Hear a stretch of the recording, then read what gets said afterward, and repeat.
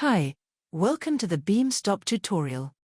In this video, I will give you an overview of the BeamStop software and show you how to use the File Manager tab to load data into the software. First, all BeamStop functions are organized into several tabs. Each tab focuses on a specific data analysis task, and information is shared between them. The first tab is called the File Manager. It's the most important tab because a file must be correctly loaded into BeamStop before you can use any other functions. The working directory is very important in BeamStop. All temporary files and analysis results are saved there by default. We recommend ensuring the working directory is set correctly before you begin. As shown here, you can go into the working directory and click Select Folder. The working directory will be updated automatically.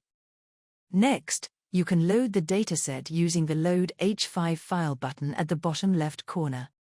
BeamStop accepts H5 files as input. When you click Open, you will need to select the keys in the H5 file that contain data, such as the x-axis or wavelength. You can load them separately afterward, but please ensure they are matched correctly. For example, our data is saved under the key data in the H5 file, and our x-axis, in terms of 2 theta, is saved under the key 2 theta.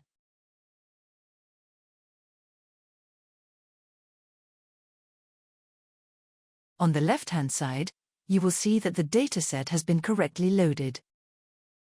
The next step is to change the orientation of the dataset to tell the software which dimension represents the spectrum channels. By default, the software detects the longest dimension as the number of channels. However, in some cases, like this dataset, the number of channels is the shortest dimension.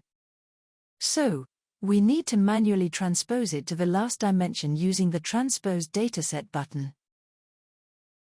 Now the dataset is correctly loaded, and you will see it appear immediately in the Explorer tab. Before we explore this dataset, I need to finish some tasks in the File Manager tab.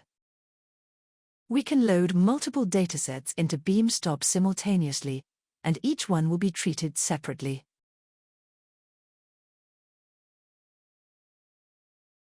Make sure the wavelength and dataset orientation are correct for all the loaded datasets. As you can see, when you change the wavelength, the x-axis updates dynamically according to the new wavelength and the x-axis you loaded. By ticking the Update Wavelength for All Files option, you can update the wavelength for all datasets in one go.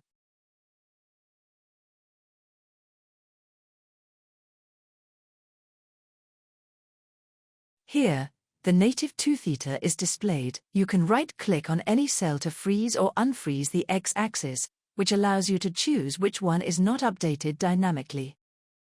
Additionally, you can right-click on any cell to add a new column or remove a column. This function is useful when the number of channels and the length of the x-axis do not match. Lastly, you can use even the space of the x-axis, which will make the selected axis evenly spaced and update all other unfrozen x-axes. This function is particularly useful when you use other software that only accepts evenly spaced x-axes. By the end of this tutorial, you should know how to load a dataset into BeamStop. In the next tutorial, we will use this software to explore the dataset further.